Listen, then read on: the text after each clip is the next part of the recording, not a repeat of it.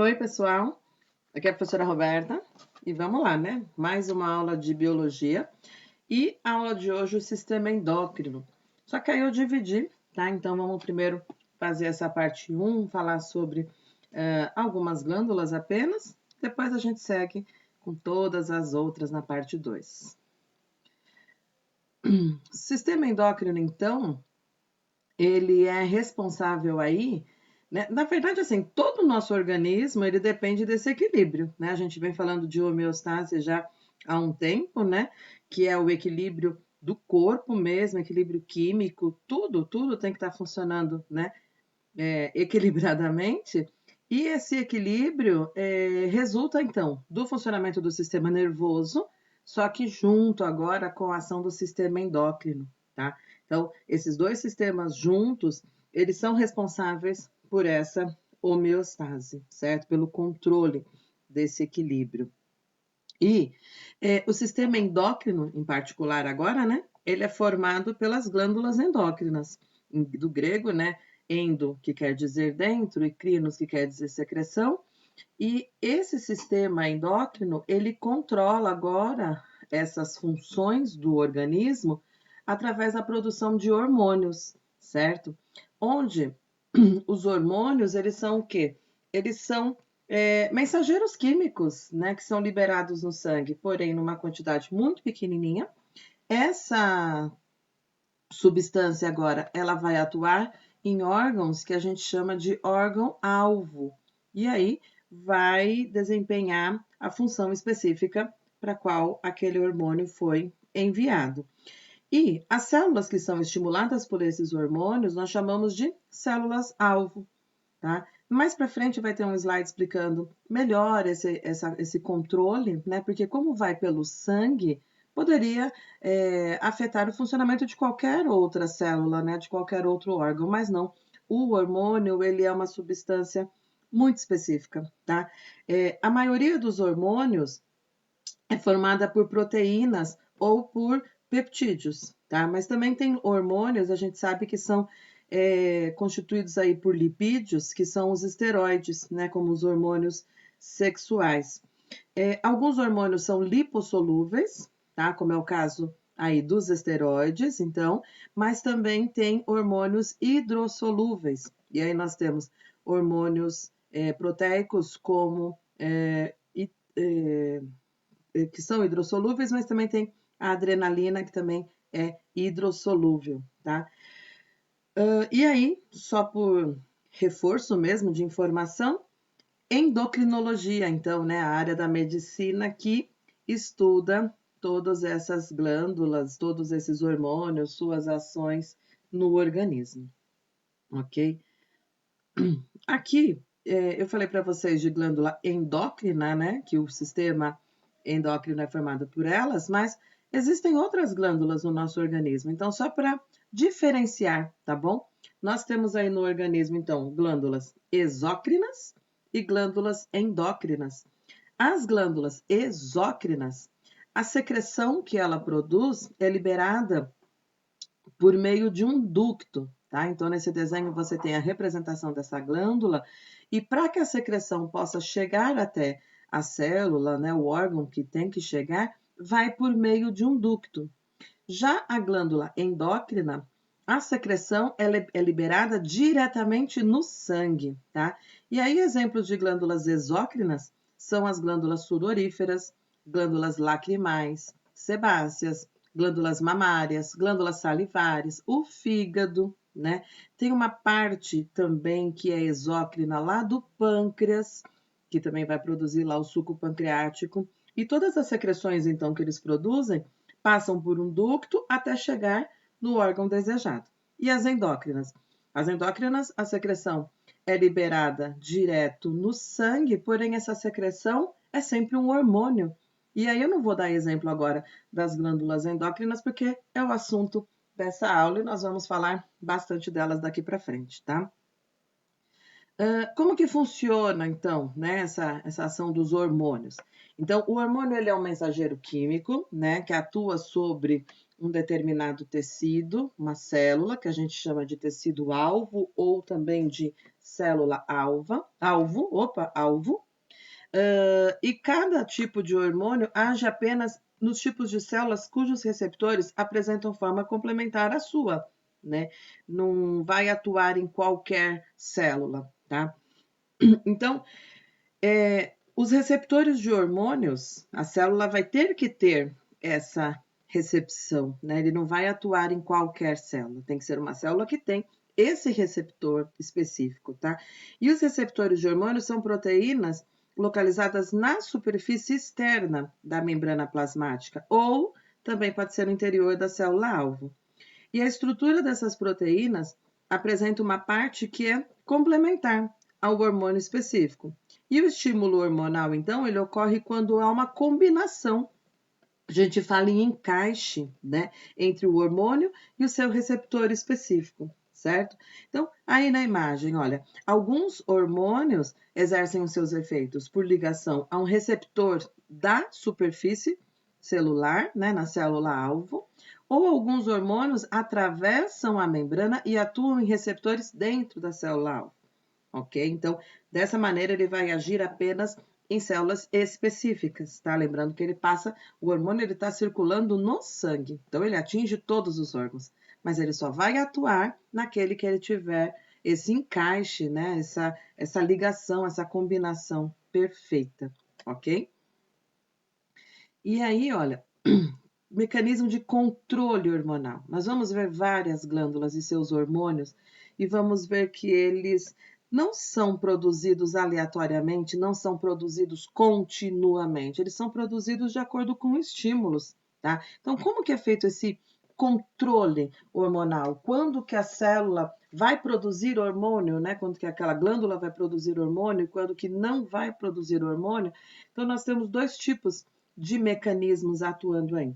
O primeiro, que é o que a maioria das glândulas funcionam, é o mecanismo de feedback negativo, que a gente também conhece como retroalimentação, tá bom? Retroalimentação negativa. Ele é como? Olha só, eu tenho um hormônio, certo?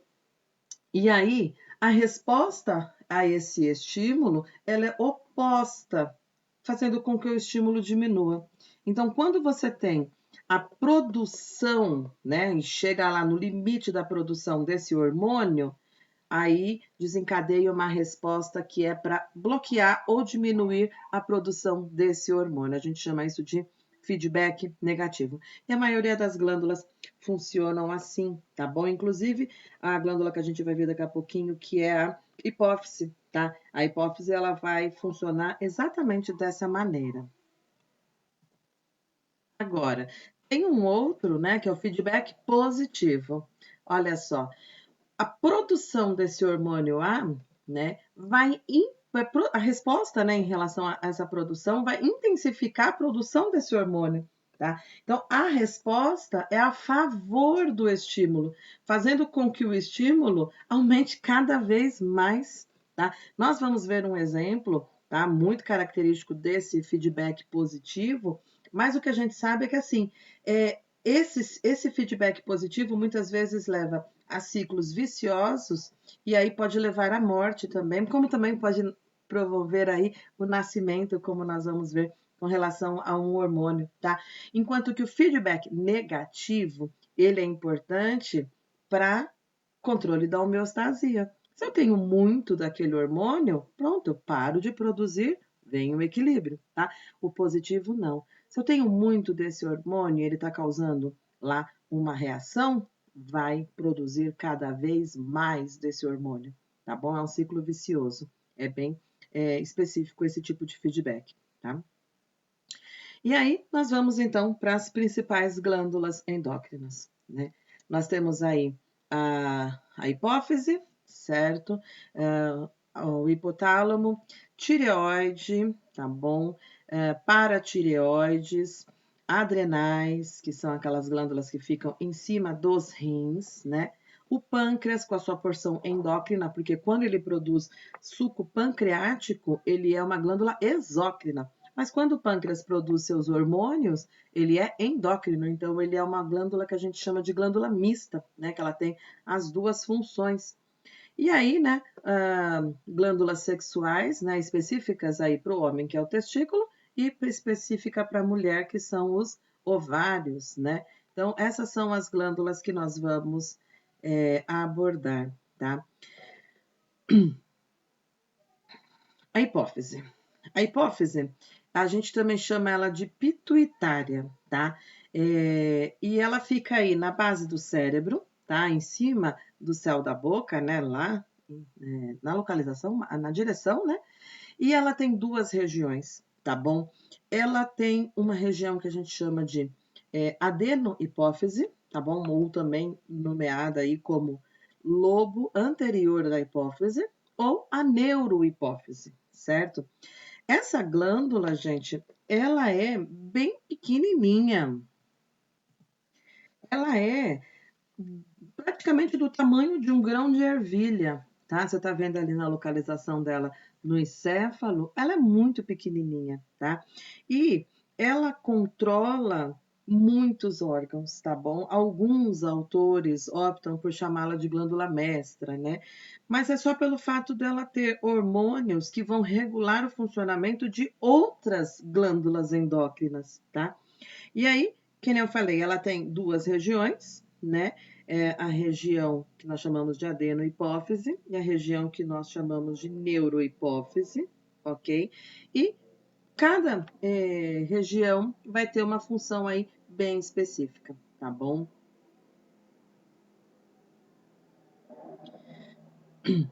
A maioria dos hormônios da adenohipófise, elas são chamadas de trofinas. E por que da adenohipófise? Porque a neurohipófise, ela não produz hormônios, tá bom? Ela apenas armazena e libera hormônios que foram produzidos no hipotálamo, tá bom? Então, neurohipófise, ok? Não produz hormônio, ela apenas libera hormônio produzido pelo hipotálamo, ok? E os outros hormônios, então, são da onde? São produzidos na própria adenohipófise. E nós chamamos de trofinas. Por que trofinas? Porque eles são hormônios que estimulam outras glândulas endócrinas, tá? E aí essas glândulas endócrinas, ao receberem o hormônio da hipófise, passam a produzir cada glândula o seu hormônio específico, tá bom? E aí, olha só, os hormônios produzidos e liberados pela adenohipófise, ok? E os que são apenas liberados pela neurohipófise. Então, liberados pela neurohipófise, nós vamos ter aí a ocitocina e o ADH, que é o hormônio antidiurético. Agora, os hormônios da adenohipófise, né, que são produzidos por ela e liberados por ela, nós vamos ter inúmeros aí, né? ACTH, nós vamos ter o GH, nós vamos começar por ele, TSH, gonadotrofinas. Essas gonadotrofinas, elas vão ser melhor abordadas na aula de reprodução humana, tá bom? Aqui a gente vai dar apenas uma leve introdução para vocês sobre eles, tá bom? Então, vamos aos hormônios, né?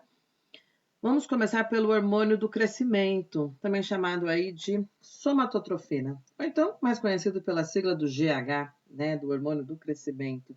E função, claro, né, atua no crescimento corporal e ele promove o crescimento das cartilagens e dos ossos, certo? Ele age no metabolismo, para fazer realmente a pessoa crescer, o indivíduo crescer. Então, estimulando a síntese proteica, utilizando a gordura dos tecidos como fonte de energia. E nós consideramos, então, o GH como um hormônio anabolizante, um hormônio que sintetiza novas substâncias aí, né, que faz, não que ele sintetiza, mas que ele induz, né, a essa produção, certo? Agora, se ele é o hormônio do crescimento, pode acontecer de, algumas vezes, algo dar errado, né? E aí nós falamos de disfunções, quando esse hormônio ele é produzido em momentos errados. Por quê? Conforme o indivíduo vai crescendo, certo? Essa produção de hormônio do crescimento, do GH, ela diminui após a puberdade. A gente sabe que lá na puberdade, os seres humanos eles têm o estirão, né? Cresce rapidão, né? No 12 anos, 13 anos, tem lá o estirão do crescimento, induzido pelo hormônio do crescimento. E quando passa a puberdade, né, que vem vindo a vida adulta, esse hormônio do crescimento, ele reduz drasticamente, certo? E aí, encerra-se o crescimento, certo? Agora, tem uma disfunção chamada aí de acromegalia, onde chegou na vida adulta, o indivíduo não vai crescer mais, certo? Só que aí volta a ter uma produção de GH, e aí o que vai crescer, na verdade, são só as extremidades do corpo. Crescem, então, os ossos da mão, os ossos do pé e os ossos da cabeça, tá? Então, o queixo, o nariz, tudo vai crescer. E aí a pessoa mantém a mesma estatura, porém as extremidades continuam crescendo. Então, são pessoas que têm os órgãos das extremidades um pouquinho desproporcionais ao tamanho em que ela já tinha quando adulta, continua crescendo, tá? Também tem uma outra disfunção que é o gigantismo, tá? Que esse hormônio do crescimento, ele pode ser produzido em excesso na infância, e apenas na infância, tá? E aí a pessoa acaba crescendo exageradamente, provocando, né, o gigantismo. E tem o oposto, né, o nanismo, onde baixíssima produção de GH vai causar aí um não crescimento do indivíduo. E aí ele fica com no máximo 1 metro, 1,20 m. Agora, o que se sabe é que se for diagnosticado ainda na infância, por isso a importância, né, do acompanhamento médico, detectou que a pessoa não está crescendo, né? A criança não está crescendo e é por conta do GH, porque às vezes é genética, né? Às vezes os pais têm aquela estatura menor, então os filhos também vão ser pequenos, né? Mas quando existe aí um crescimento bem inadequado mesmo, bem fora dos padrões, se for investigado e verificar que a produção de GH está insuficiente, dá para administrar o GH ainda na infância e corrigir um pouco dessa estatura e fazer com que ele cresça um pouco, né? Não vai ficar gigantesco, né? Mas vai crescer um pouco mais do que esse 1,20 m, vai chegar até 1,5 m, né? E já faz muita diferença para a pessoa, né? Agora, mais um hormônio, tá? Ainda da adenohipófise, certo? Nós vamos ter aí o hormônio estimulante da tireoide ou tireotrofina. Então, você vai lembrar que a tireoide, lá na imagem que apareceu na frente, ela é uma glândula endócrina, certo? Então, é uma glândula que precisa ser estimulada por um hormônio da hipófise.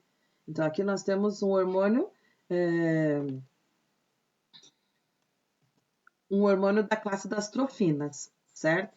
E aí, esse hormônio da adenohipófise, certo? O TSH, ele estimula a secreção dos hormônios T3 e T4 pela tireoide. Isso, nós vamos ver direitinho como funciona o T3 e T4 na outra aula, tá? Que aí eu vou falar da tireoide, ok? Esse hormônio TSH, ele é liberado quando ocorre a diminuição da concentração desses hormônios no sangue. Lembra lá do feedback negativo. Se eu tenho pouco T3 e T4, esse é o estímulo para minha glândula hipófise produzir mais, tá bom? Então, quando tem pouco T3 e T4, que é da tireoide, vai estimular a hipófise a mandar mais TSH para a tireoide produzir mais hormônios, ok? Outro hormônio da adenohipófise, olha só, o ACTH, que é o adrenocorticotrófico ou adrenocorticotrofina, né? Quase um trava-língua aí, né? Ele estimula a secreção de hormônios do córtex das glândulas suprarrenais. Então, uma glândula que depende da produção do hormônio de outra glândula, né? Que a gente vai falar mais para frente também. O hormônio folículo estimulante, que é o FSH, e o hormônio luteinizante, eles estão aí associados à reprodução. Então, na aula de reprodução, ele vai ser bem melhor estudado, tá bom? E aí eles são chamados gonadotrofinas. De novo, trofina por quê? Porque estimula uma outra glândula a produzir os seus hormônios, mas o gônada é porque estimulam as células sexuais, né? Estimulam os órgãos sexuais. tá bom? E aí estimulam quem? Os testículos e os ovários. O FSH, ele é específico do ovário, tá? Estimulando a produção do hormônio estrógeno. Agora, ele não é específico, não, desculpa. Nos testículos, ele estimula a produção dos espermatozoides, tá bom? Agora, o LH, ele também aí vai agir promovendo a ovulação, ok? Então, na parte feminina, com a produção também do hormônio progesterona, e nos testículos, ele estimula a produção do hormônio testosterona, tá? Hormônios da neurohipófise agora. Lembra que eles foram produzidos pelo hipotálamo e apenas armazenados e secretados, certo? Pela neurohipófise. Nós temos aqui de novo, né, a imagem da hipófise com as suas duas divisões, e agora dando evidência ao hipotálamo com a produção desses dois hormônios. Quais são? A ocitocina e o ADH, que a gente chama de hormônio antidiurético. Então, vamos a eles. A ocitocina, olha só o efeito desse hormônio no organismo. Ele atua durante o trabalho de parto, estimulando a contração da parede muscular do útero para expulsão do feto. E logo após o parto, durante todo o período de amamentação, ele estimula a ejeção de leite pelas glândulas mamárias. Então, ele é um hormônio responsável aí por contração, né, muscular. Primeiro, no parto, né, para a contração do útero, estimulando esse útero a se contrair cada vez mais para que esse bebê possa nascer, certo? E depois, durante o período da amamentação, para controlar essa liberação do leite pelas glândulas mamárias, né?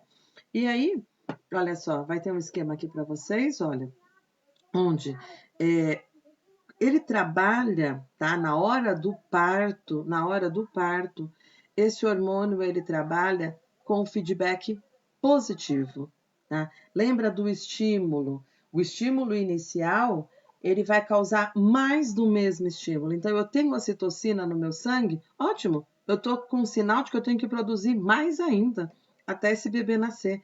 Por isso que as contrações na hora do parto, elas são cada vez mais intensas, porque a presença dessa ocitocina indica a hora do parto. Eu preciso de mais ocitocina para contrair mais ainda esse útero e aí ocorrer esse nascimento, tá? Então, é feedback positivo. Mas aí, para as glândulas mamárias, é feedback negativo, certo? Se eu tenho muito leite sendo produzido e muito leite sendo liberado, chega uma hora que para, dá uma pausa, porque já está o suficiente. Tô com pouca? Mando produzir mais. Tenho muita? Peço para parar, ok? Outro hormônio, olha, é o ADH, também conhecido como vasopressina, né? Mas a gente fala muito assim de hormônio antidiurético, né? Esse a gente nem usa tanto a sigla, a gente vai mesmo pelo nome, né? E ele já foi visto lá na aula sobre o sistema urinário, né? Onde ele age na reabsorção de água nos rins, aumentando a permeabilidade aí dos túbulos renais no néfron. E ele faz o quê? Olha, ele é antidiurético. Então, é claro, né? Ele diminui o volume da urina produzida, né? Quanto mais hormônio for produzido, nós vamos ter menos urina, certo? Agora, outro efeito do ADH é promover a contração das pequenas artérias, lembra, né? As arteríolas, elevando a pressão arterial. Por isso que ele é chamado de vasopressina, ok? E a diabetes insípida, tá bom? Porque muitas vezes você escuta o nome diabetes, já associa com açúcar. Então, toda vez que a gente fala em diabetes, a gente lembra de açúcar, né? Daquela doença lá. Mas essa é outra. Cuidado para não confundir, tá? Principalmente na hora do vestibular, tá? Então, ela é uma doença que é da deficiência da produção de ADH, pouco ADH sendo produzido. E isso faz com que a pessoa libere muita urina, tá? Ela vai urinar muito, porque não tem esse controle, né? De que o organismo precisa manter o equilíbrio, então eu vou reabsorver. Não vai reabsorver, tá? A pessoa vai acabar ficando com um caso muito grave de desidratação, Isso, claro, pode levar à morte, né? Então, a diabetes insípida é bem complicada mesmo. E tem como ser diagnosticada e tudo mais, né? E aí, olha, ficaram faltando muitas glândulas, né? Nós temos aí a tireoide para falar dos hormônios que essa glândula produz, as suprarrenais, tá? Nós temos também o pâncreas, muito cobrado no vestibular. E aí, as gônadas, claro, que são as reprodutivas aí, né? Então, no próximo vídeo, na próxima aula, a gente aborda essas demais glândulas com mais calma, tá bom? Até mais, pessoal.